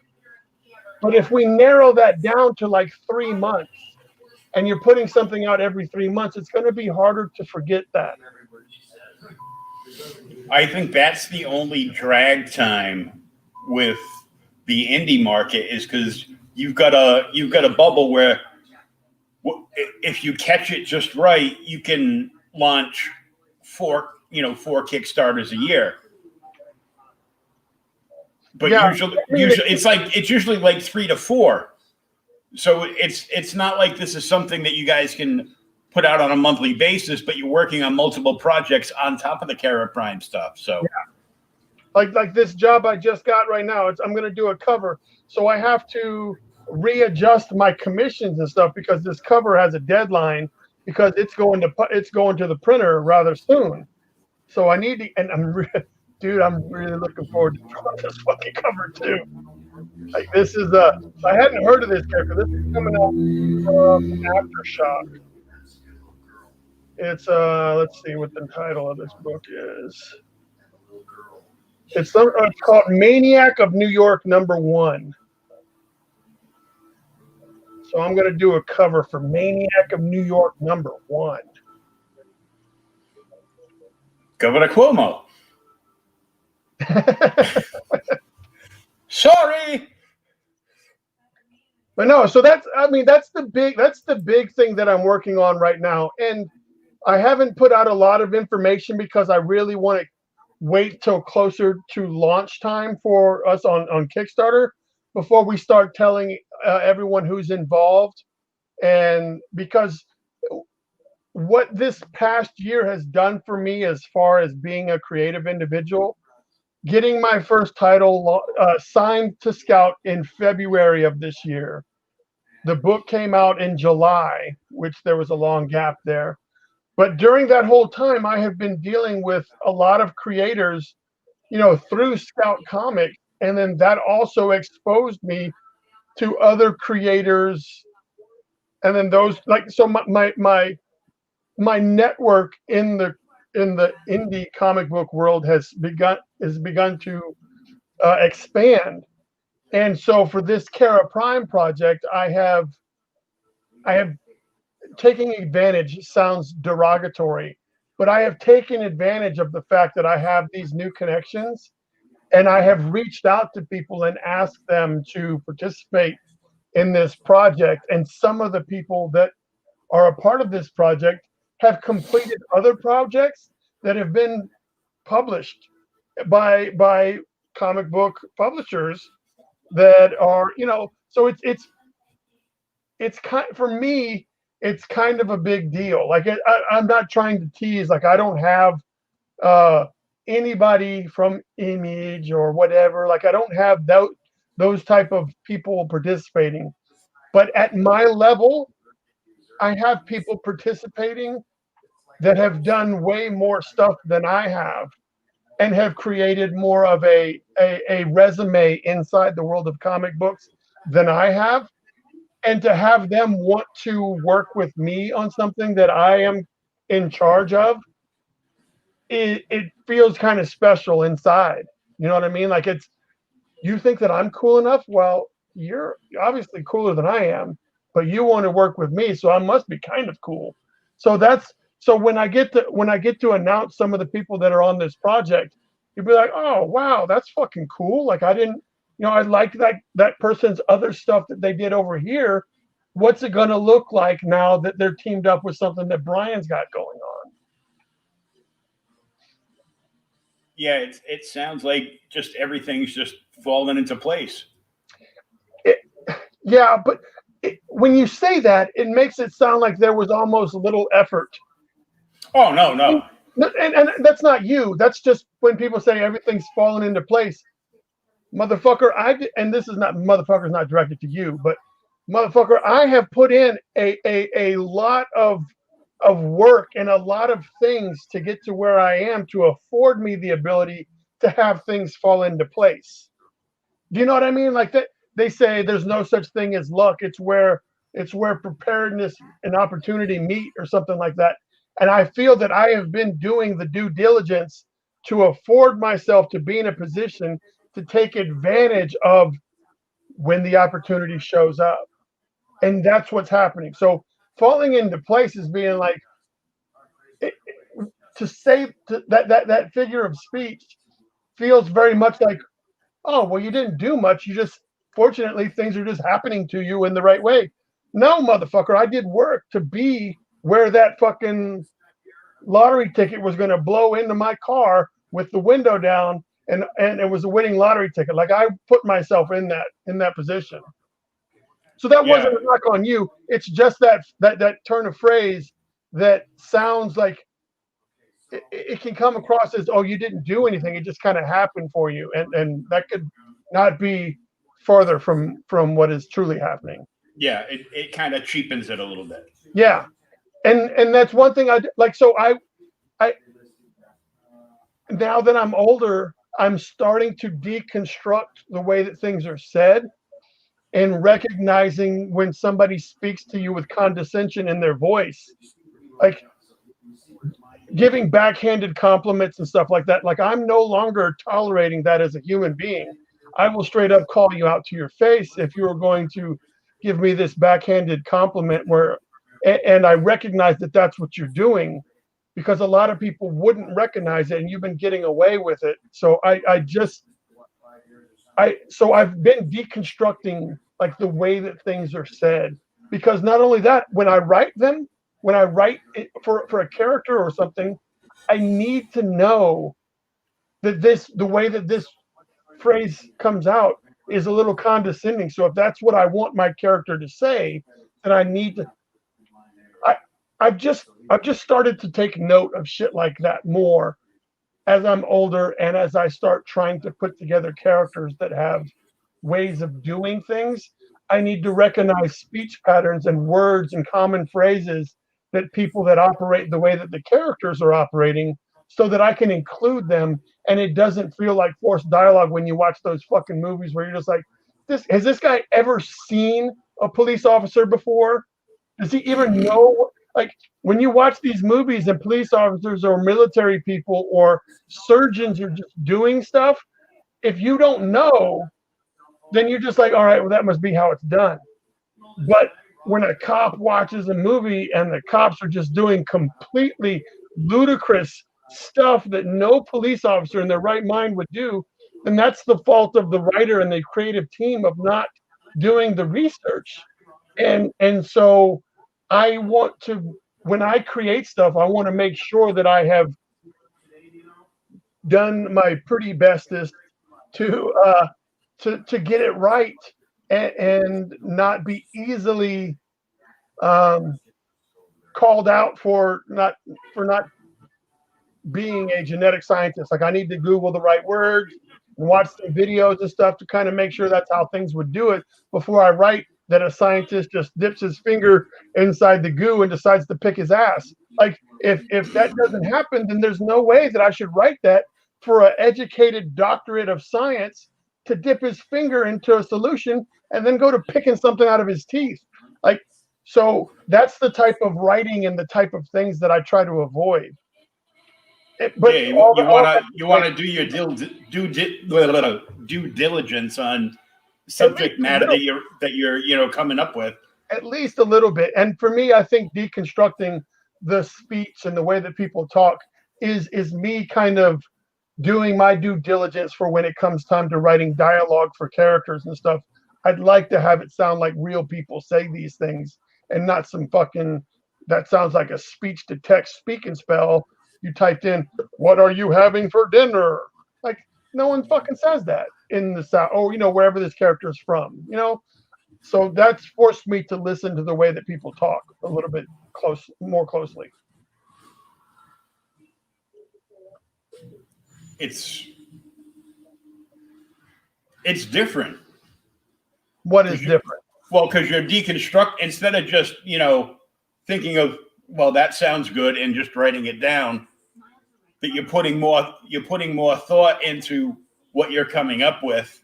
Yeah, but here's the thing. I'm doing that 24 hours a day. Not just when I'm writing, I'm listening to the way that the commercial talks to me. I'm listening to the way the doctor's office talks to me, the salesman on the phone.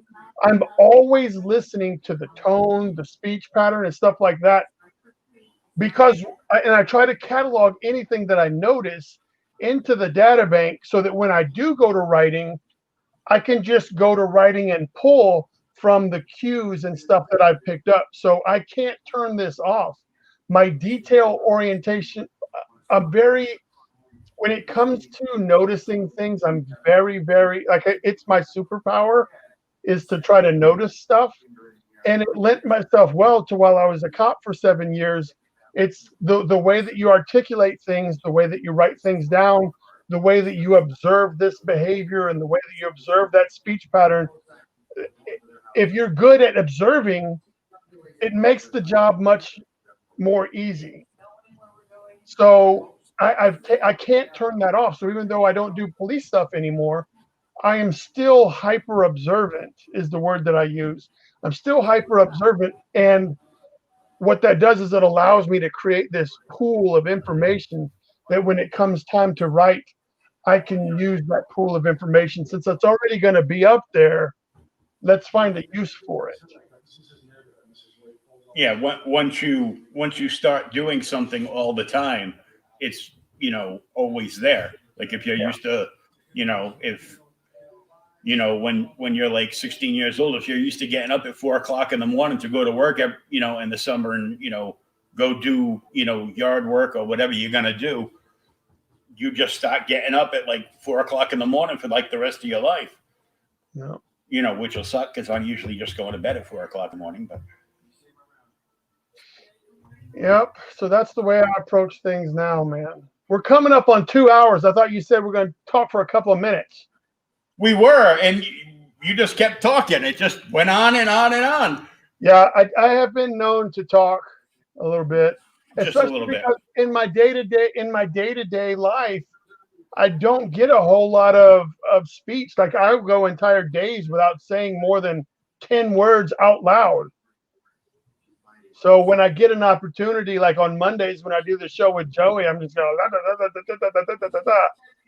But for me, like I really enjoy sharing because the next creative person could be watching something that I have done by accident, probably, and stumbled on a bit of information that gives them a spark to go off and do creative shit. So that's always a plus. So I always like to give more just in case, and to keep everything real and grounded and present myself as a flawed human being that is also stumbling, and I will never have more than 2 answers at a time. I'll never have all the answers. So I might have the answer to 1 or 2, but let's do this together.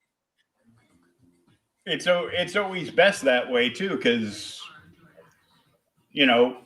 because of what you do now, you could be like at a convention and drawing loggerhead or something else, something else from Kara Prime, and a bunch of little kids walk by the table, and next thing you know, you got like 10-year-olds sending you fan art.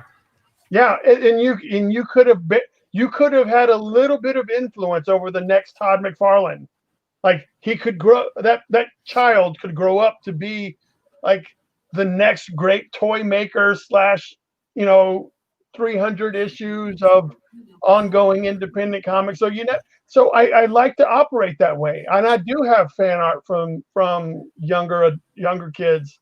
I've got some from like a 6-year-old that did something, a 5-year-old drew something for me once, and they sent it to me. I've had a couple of emails. So I know that I don't know.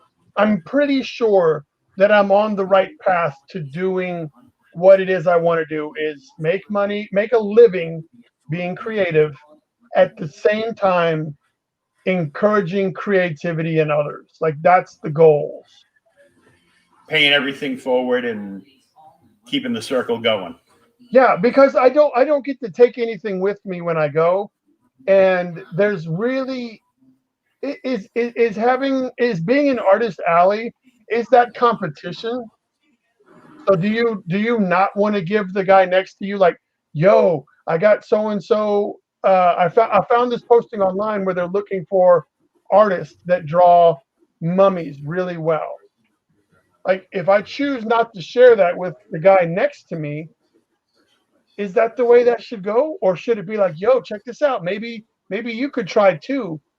And oftentimes it's probably not going to be the case, because we view a lot of artists view each other as competition as opposed to like a buddy system. And I like to operate under the buddy system, that there's enough cake out there that we can all eat. And if I'm not the better person to get the job, then so be it. I'm okay with that.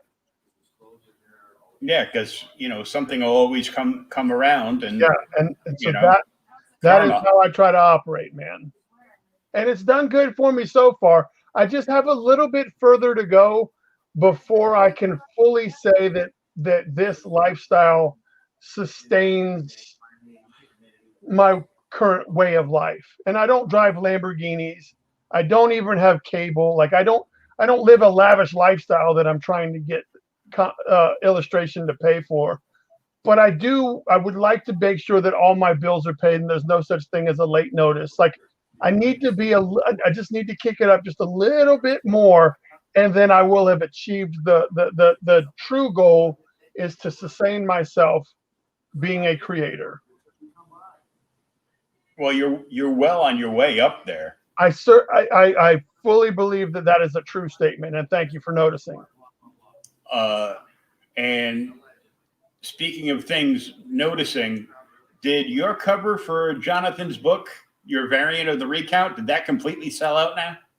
I don't think so. It sells out at the Scout store and then like 3 days later they'll have some more in there. So I don't know if they're just like throttling so that people can't buy it, but I do believe that you can go there now, but I think they're $20 a piece now. Like I think they started off at $5, and then they worked their way to 10, and then they were 15, and now they're 20. So it's not completely sold out. I know that I don't have any to offer you. I know I don't have any money left. I did all my Christmas shopping. And by Christmas shopping means, I bought myself something, not that I wanted, but more than, stuff I needed. And then everything else was just for my kids. So that's the way it's supposed to be, man. But I mean, everything so far looks good. And I know you guys had a nice turnout down at the collective. I really enjoy, like I said, working with Jonathan is I appreciate and admire his drive and his creativity and his writing. Like that is pretty awesome. And to see that his book has attained the level of success so far that it has, I'm just happy to have been a small fractional part of what could have helped to make that happen, or to even be associated with the success of someone that's put in the hard work that he's done. And that's the way I feel about anything that I've done covers for or have been involved with, is like, I'm honored and flattered that these creators that have worked so hard on a project are willing to work with me, that didn't put in all that hard work time, and allow me to take a valuable cover spot on one of their books, and they feel that I can bring some sort of value to whatever the IP is that they're creating.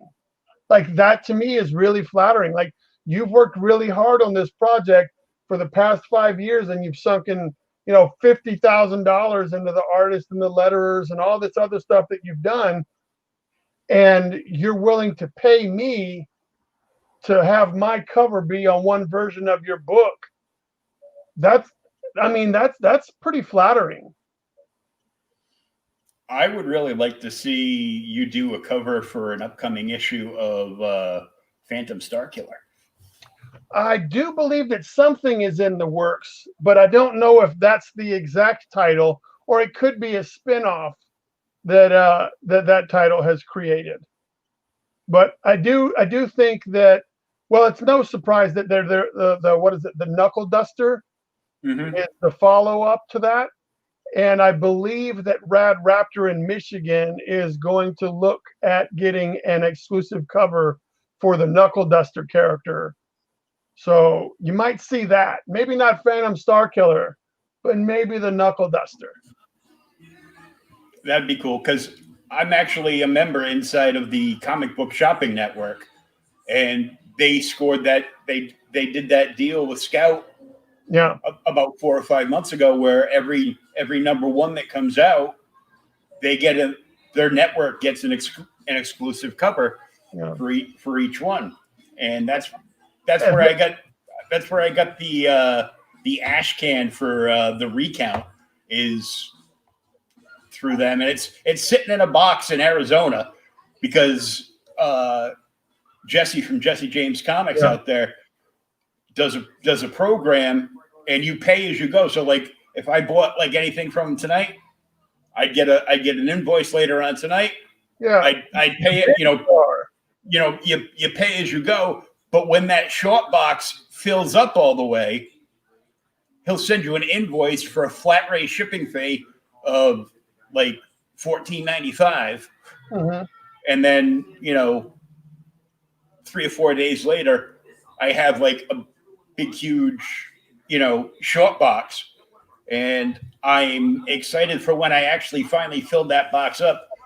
Because then I can actually read the Three Jokers, because all my copies of the Three Jokers are in his damn box. Well, I'll tell you what. Maybe next week they'll have a version that is limited to the Comic Book Shopping Network of this book. I will know probably in a couple of days because they post the. Oh, they've already posted the image. Have they posted the image? I haven't looked yet because I've been. This happened Monday with all this stuff, and so I've been a little preoccupied.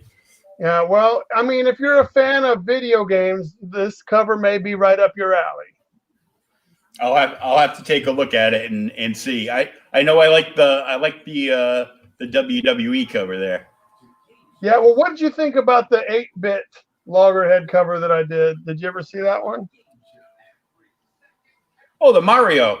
No, Yeah. I haven't seen that one. Yeah, that was an exclusive to a group in Missouri or New Jersey, I think. And let's just say that is closely connected to the cover for the comic book shopping network exclusive for this new issue. Cool. I'll have to jump over to Jesse's page and stop thumbing through because I haven't looked because I'm poor. So well, and you're moving, you're preoccupied. Yeah, so I got all my stuff here and I'm finding stuff that I forgot about, and fixed income will do that, man. Oh yeah. So once I start going through this stuff, and I'm going to be selling quite a bit of things, so I will be selling things so I can buy more things. Yeah. So yeah, you just out with the old, in with the new. Mm-hmm. Well, it's been fun talking to you, but we are at the 2-hour mark, sir. Yeah. I have to go take a dump. Yeah, we're like 40. You're gonna go make a Cleveland steamer. No, I'm not shitting on anybody's chest, but not yet. I'm doing half a Cleveland steamer. You're just practicing. So follow me on social media at Bryan SilverBax on all your social media, or silverbax.com, and buy a print or a comic or something. Yeah, go check out everything he's got in his store and follow him, and we will see him very soon. And if you are a member of the Comic Book Shopping Network, make sure you get that exclusive of the new Loggerhead book. And if you're not, apply to be a member of the Comic Book Shopping Network, and then you can reserve your copy of the new Loggerhead book and get the exclusive cover too. All right, Bryan, thanks. I will talk to you soon, and thanks for chatting with us. No problem.